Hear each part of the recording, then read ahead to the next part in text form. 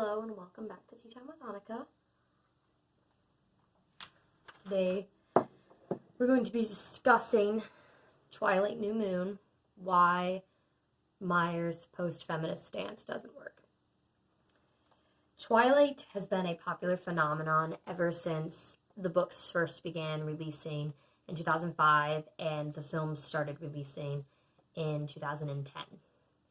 Even the people that don't really know, like if you've never watched the movies or read the books, everyone seems to have some sort of idea of what at least Twilight has within it, if not what it's about. In this case, it's a very idolized version of a Romeo and Juliet style love story between a female teenager and a male 109-year-old vampire. And there's a lot of issues within different vampire sects. There's a lot of vampire on werewolf action and why they don't agree. And many people can say that, some people have argued that Bella is extremely empowering for women in the fact that as a young adult trope, she's everything is kind of centered around her. She has two entire groups of non-human individuals that are obsessed with her and trying to be part of her world and be friends with her and have her be part of it, and she doesn't necessarily tell them what to do, but she kind of dictates a lot of the action that ends up happening solely because she exists. But I would like to argue that it is not so much an empowering story as it is a toxic trope through a feminist lens from media. Ott and Max said, the goal of feminist analysis is to deconstruct popular media text to reveal narrow framing and systems of inequity it supports. As such, I used this feminist lens to examine the second movie of the Twilight Saga, New Moon. All of them have some sort of aspect that they support that systems of inequity and the narrow construct. But New Moon especially has some interesting examples and interesting concepts with this. The writer then of the books, and she also wrote on the movie, Stephanie Meyers, and the director of the films, Whites, formed this post-feminist story, and they focus on Bella being who she wants to be, but it glosses over the oppressive issues and it sells traditional patriarchal love to audiences while ignoring gendered stereotypes. Now, it's important to note that post-feminism focuses on empowerment of individual women and the ability to be who and what they wish to be, and it argues, however, that we've come as far as we can go, that most of the feminist progress was in the 70s and earlier in the 1900s for the votings, and it ignores systemic oppression that still exists today by saying that we're good, that everything's okay, essentially. Not maybe in such simple terms, though. There are a variety of, according to Ott and Mac again, of stereotype juxtapositions that can be seen if you examine media through feminist analysis. And there are two main ones that can be found in Twilight New Moon, and they are the active-passive juxtaposition and the emotional-logical one.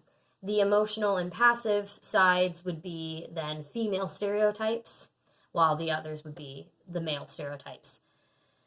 Then to examine these, I want to look at the three main characters of Twilight New Moon, and they are Bella Swan, Jacob Black, and Edward Cullen.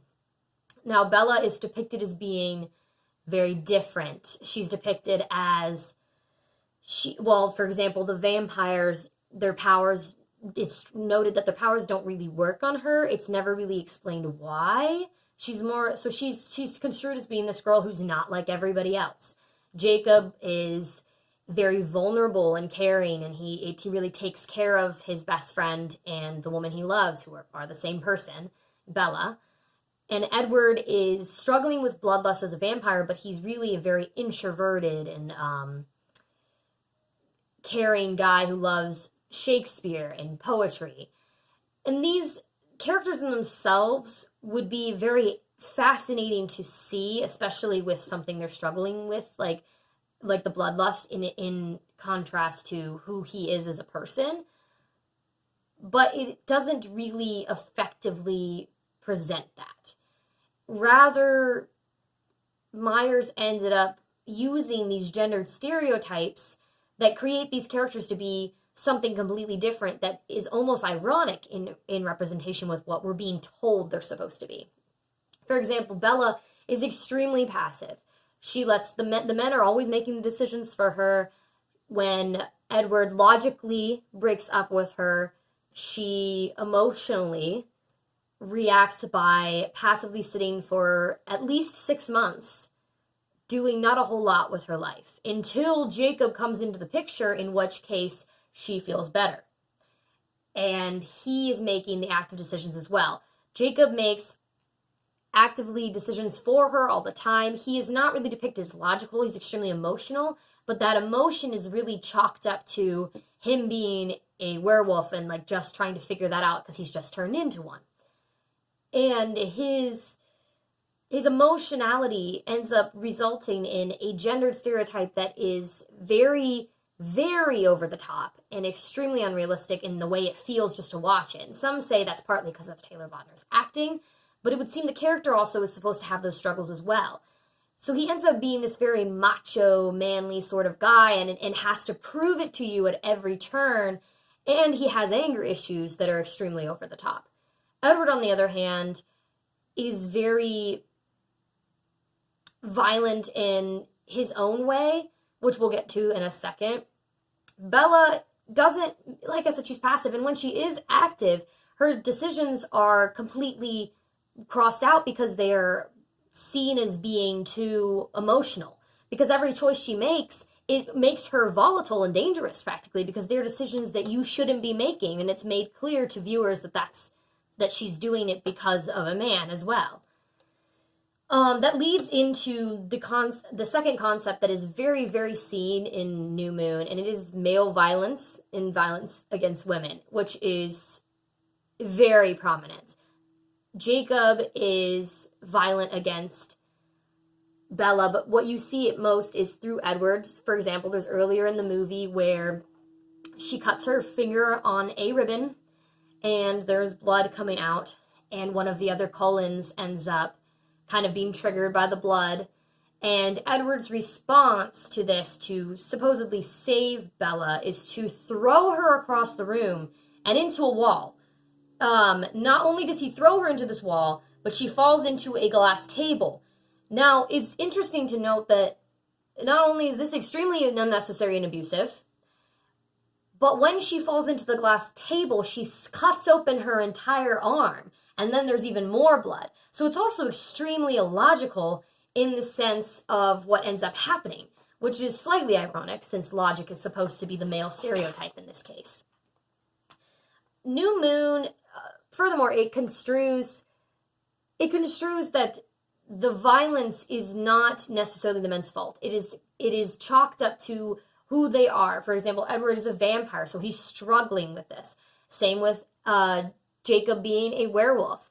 And in some cases, it construed to be Bella's fault, which is nice in the concept of being a fantasy, but it makes it seem like the violence is okay because of this, which it shouldn't be in either way. New Moon only fulfills feminist promises if they concern marriage and being with the guy that you want. Which, even saying that, you can hear that those are not necessarily feminist promises. Those are more, feminism embraces the fact that if that is what women want, then that's great. They should be able to get that. Even if it is a more traditional sort of view.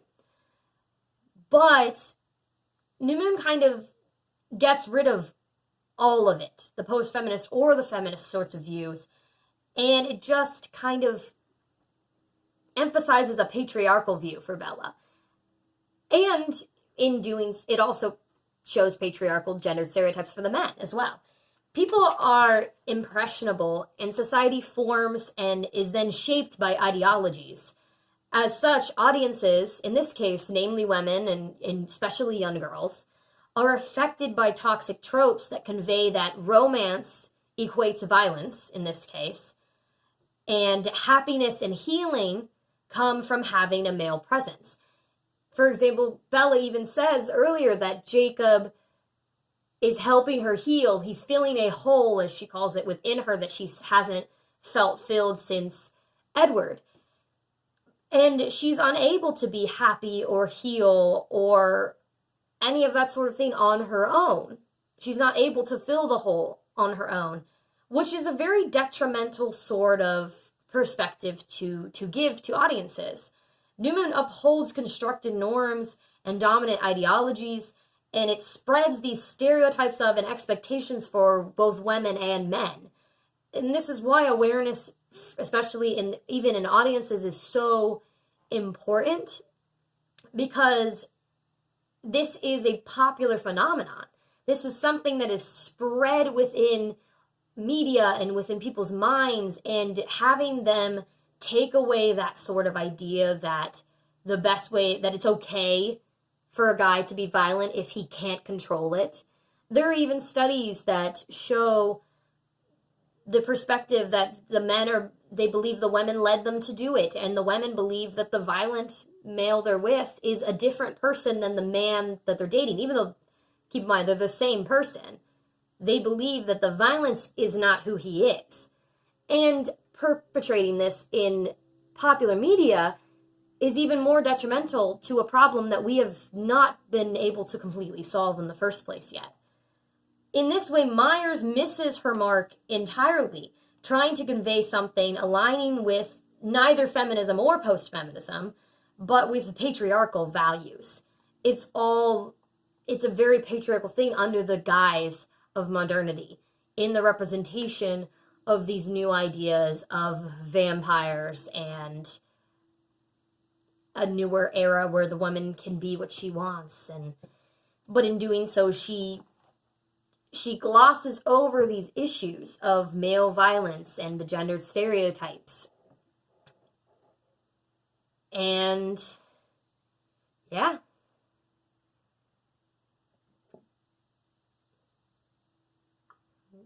And that's tea.